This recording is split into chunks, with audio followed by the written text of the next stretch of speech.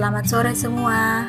Pada hari ini bertemu kembali dengan saya Lasria Simamora dengan mata kuliah Asuhan Kebidanan Kesehatan Reproduksi dan Pelayanan Kontrasepsi.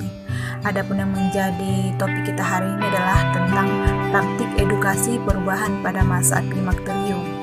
Nah, yang menjadi tujuan pembelajaran kita sore hari ini adalah mahasiswa mampu memberikan edukasi tentang perubahan pada masa klimakterium. Klimakterium itu sendiri berasal dari bahasa Yunani yang artinya tangga.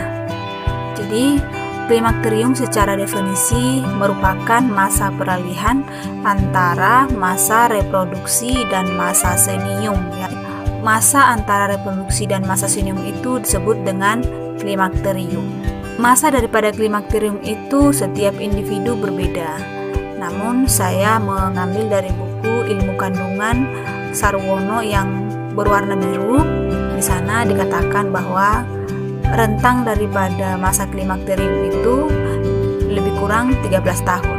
Tahapan klimakterium terdiri atas 4, yakni yang pertama adalah premenopause. Ini merupakan awal dimulai pada fase klimakterium. Pada umumnya dialami oleh wanita pada umur 40 tahun.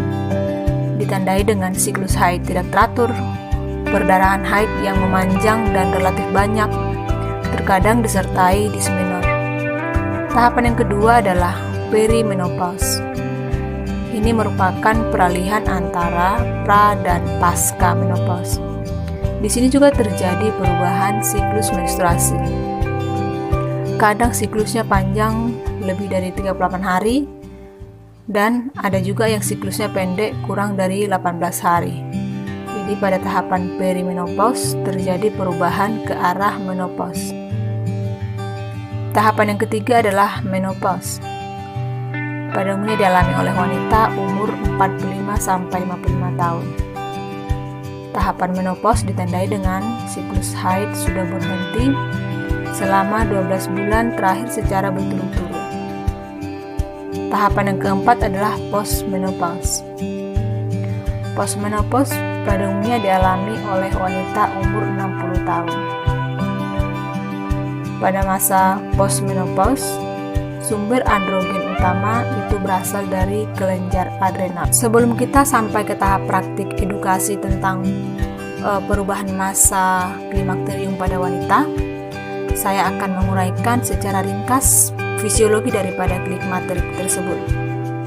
Jadi sebenarnya sebelum haid berhenti atau sebelum seseorang wanita itu mengalami menopause, itu terjadi karena penurunan fungsi ovarium yang ditandai dengan sklerosis pembuluh darah, jumlah folikel yang berkurang, penurunan sintesis steroid seks yakni hormon estrogen dan progesteron.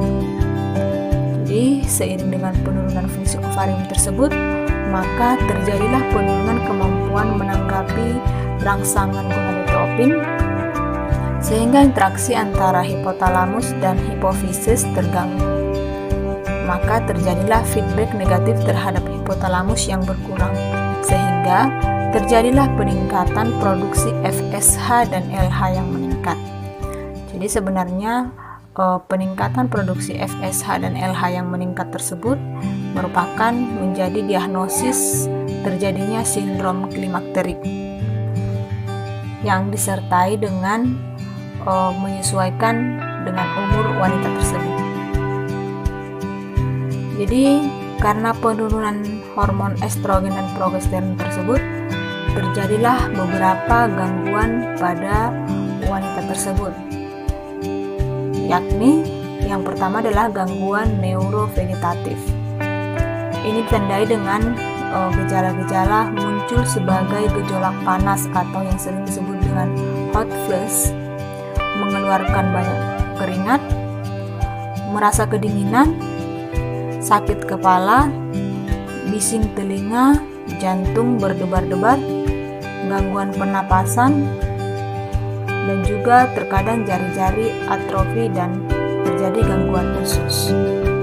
Itu merupakan gangguan yang terjadi pada gangguan neurovegetatif. Yang kedua yaitu gangguan psikis yang ditandai dengan perubahan perubahan mood dan perasaan sensitif, mudah tersinggung, depresi, kelelahan, kurang semangat, dan bahkan ada yang mengalami insomnia. Gangguan yang ketiga adalah gangguan haid atau amenorrhea. Jadi pada saat ini dengan menurunnya atau berkurangnya hormon estrogen progesteron tersebut terjadi gangguan haid, bahkan amenorrhea atau tidak terjadi haid. Gangguan yang keempat yakni adalah gangguan somatik. Ini ada beberapa yang mengalami osteoporosis, artritis, kemudian penyakit kulit dan lain-lain. Jadi untuk praktiknya adalah dengan menggunakan metode role play. Di sini di skenario ada seorang perempuan datang ke praktek bidan berumur 47 tahun dengan gejala-gejala haidnya tidak teratur, mudah tersinggung, kemudian sering merasa kepanasan di daerah dada dan di daerah wajah. Yuk, mari kita simak proses edukasi terhadap wanita tersebut. Permisi Bu, selamat sore Bu. Termasuk apa yang bisa saya bantu Bu? Iya Bu. Silakan dulu Bu, silakan. Oke, apa Bu yang bisa saya bantu Bu? Ini bidangkan saya ingin mau konsultasi sama Ibu. Dari bulan 7, 8 sampai bulan 9 Bu, saya bisa memang saya haid, tapi kadang satu bulan itu hanya 1 hari Bu. Biasanya normal saya haid untuk hari. Oh begitu. Oke Bu, maaf sebelumnya Bu, kalau boleh saya tahu umurnya berapa itu hari? Umur saya 47 tahun. Oke, 47 tahun. Jadi tadi mengalami perubahan apa ya, menstruasi gitu ya. Ada pertemuan yang lain Bu?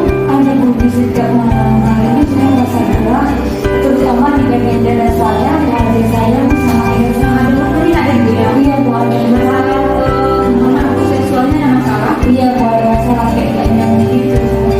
Oke, jadi begini Bu, Ibu ada kemungkinan mengalami tahapan materi itu memang suatu siklus yang dialami oleh setiap wanita, dimana mengalami penurunan fungsi daripada ovari. Jadi coba kita perhatikan. Jadi tahapan materi itu ada 4, ada premenopause, ada perimenopause, dan ada menopause dan postmenopause. Nah, jadi kalau tadi Ibu mengeluh ada gangguan daripada proses seksual, kemudian menstruasinya jadi tidak lancar, dan kemudian mengalami merasa berat, yang istilah medisnya sering disebut dengan istilah hot flush. Jadi itu memang masalah yang sangat umum dialami oleh setiap wanita pada proses ini. Jadi Bu, tahapan yang pertama itu ada disebut dengan premenopause. Nah, jadi premenopause ini memang dimulai dari dulu biasanya 40 tahun. Nah, itu tadi kan baiknya pakai 40 tahun, dan memang itu kemungkinan mengalami masa premenopause ya. Jadi premenopause itu siklusnya tidak teratur, kemudian jadi ada lagi Bu tahapan selanjutnya seperti menopause ya. Jadi menopause ini sudah berhenti haidnya, jadi tidak berfungsi lagi memang organ reproduksinya. Jadi selama sebulan atau 12 bulan atau setahun kita tidak menstruasi berturut-turut. Nah, kalau sudah seperti itu kondisinya, berarti kita sudah mengalami menopause ya. Nah, ada juga tahapan selanjutnya itu postmenopause. Jadi pada postmenopause ini pada umumnya dialami ibu umur 60 tahun ke atas. Nah, dalam kondisi ini ibu tersebut sudah mulai menerima kondisi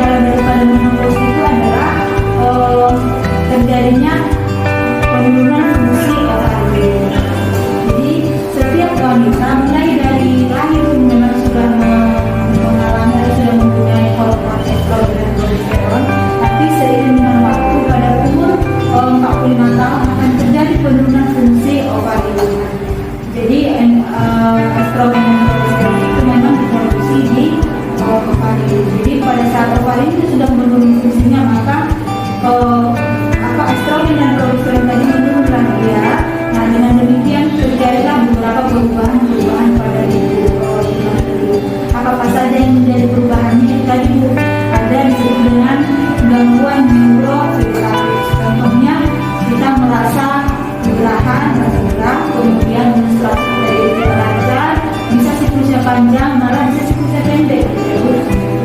Nah, kemudian ada juga gangguan psikis. Ibu jadi merasa mudah tersinggung, sensitif, ada merasa seperti itu. Jadi kenapa seperti itu? Mungkin karena pada saat kita melakukan seksual jadi kurang nyaman, jadi kita merasa anaknya suami ini selingkuh lah ya kan. Nanti keluarga pun jadi nggak peduli sama aku. Yang ketiga itu gangguan siklus haid. Siklus bisa bertambah panjang atau bertambah pendek, itu dikarenakan memang pengaruh daripada hubungan dari bersalin. Kira-kira ada lagi bertanya Bu? Kemudian kan harus dijelaskan. Saya tidak paham Bu. Tapi saya ingin bertanya, apakah ada gangguan administrasi saya ini berbahaya bagi saya? Oke, jadi tadi kan sudah kita sampaikan, itu semua adalah proses fisiologi. Fisiologi artinya fungsi daripada ovarium yang menurun. Jadi itu semua dikarenakan fungsi ovarium yang menurun, sehingga tidak merupakan suatu hal yang membahayakan. Memang pada ini itu akan jalan oleh semua perkembangannya jadi selagi memang ibu dalam kondisi bisa mengatasi masalah yang ada, contoh ibu dari penjelasan saya tadi, apakah kira-kira saya bisa tahan ini sudah